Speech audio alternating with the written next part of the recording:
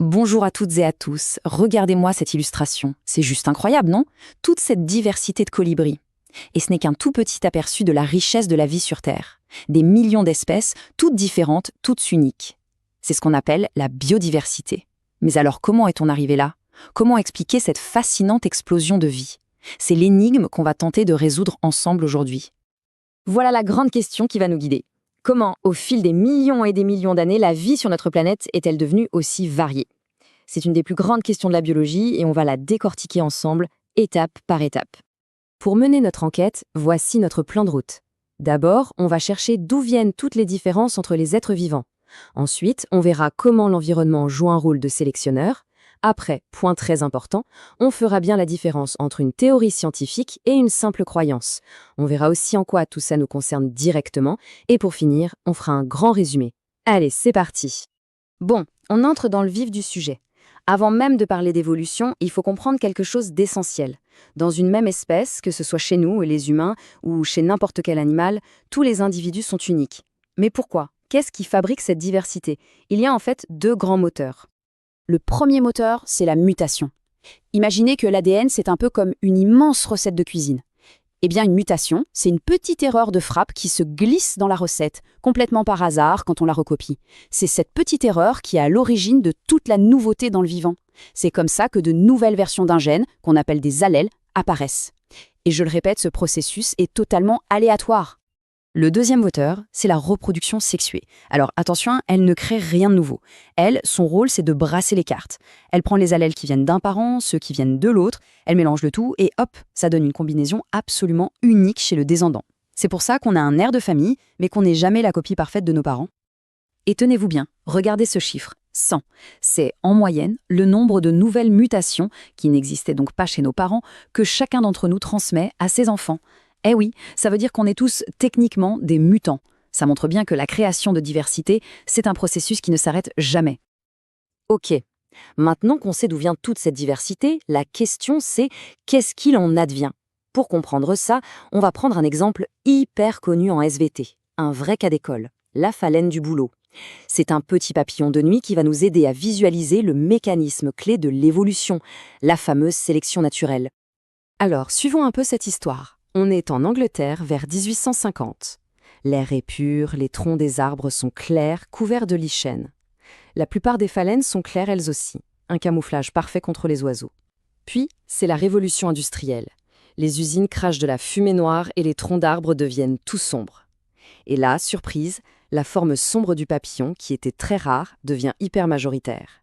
Et puis, rebondissement, à partir des années 70, on lutte contre la pollution, l'air redevient respirable, les troncs redeviennent clairs, et la forme claire du papillon reprend le dessus. Mais que s'est-il passé? La clé de l'énigme, elle est juste là, dans ce graphique.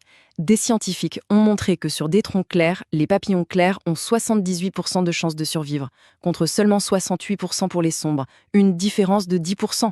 Ça peut sembler peu, mais à l'échelle d'une population, c'est énorme. Pourquoi cette différence? Tout simplement à cause des prédateurs. Les oiseaux voient beaucoup mieux un papillon sombre sur un tronc clair et inversement. Le bon camouflage, c'est une question de vie ou de mort. Et voilà, on y est, le point le plus important. Ce n'est pas le papillon qui a décidé de changer de couleur pour mieux se cacher, pas du tout. C'est l'environnement qui a fait un tri. Sur un tronc clair, être clair est un avantage. Les phalènes claires survivent mieux, se reproduisent plus et transmettent leur couleur claire. Sur un tronc sombre, c'est l'inverse. C'est ça la sélection naturelle. Un tri effectué par le milieu de vie qui favorise les individus qui possèdent, par pur hasard, les caractéristiques les mieux adaptées. On vient de voir un mécanisme super puissant. Mais attention, c'est souvent source de beaucoup de confusion. L'évolution est parfois mal comprise. Il est donc hyper important de bien savoir faire la différence entre une idée reçue, une simple croyance, et ce qu'est un véritable savoir scientifique. Lisez un peu cette phrase. Elle est tirée d'une enquête où on demandait aux gens d'expliquer pourquoi, dans certaines régions où il y a beaucoup de braconnage, de plus en plus d'éléphants naissent sans défense. La réponse, parce qu'ils veulent éviter d'être tués, semble logique, mais en fait, elle est complètement à côté de la plaque sur le fonctionnement de l'évolution. L'évolution n'a pas d'intention. Elle ne poursuit aucun but. Les éléphants ne choisissent pas de naître sans défense. Ce qui se passe en réalité, c'est que par le hasard des mutations, certains éléphants naissent naturellement avec des défenses plus petites, voire pas de défense du tout. Dans un endroit où les braconniers tuent les éléphants pour leur ivoire, qui a le plus de chances de survivre et de se reproduire? Eh bien celui qui n'a pas de défense. Il va donc transmettre ce caractère à ses descendants. C'est de la sélection, pas une intention. Ça nous amène à une distinction cruciale. D'un côté, il y a la croyance. C'est quelque chose de personnel, de l'ordre de l'opinion, de la foi. Ça ne demande pas de preuves. De l'autre côté, il y a le savoir scientifique. C'est tout l'inverse. C'est basé sur des faits, des preuves, que n'importe qui peut aller vérifier. Et surtout, un savoir scientifique peut toujours être remis en question si de nouvelles preuves apparaissent. Et c'est pour ça qu'on dit que l'évolution est une théorie scientifique. Alors là, attention, gros piège. Dans la vie de tous les jours, quand on dit « j'ai une théorie », ça veut dire « j'ai une petite idée, une supposition ».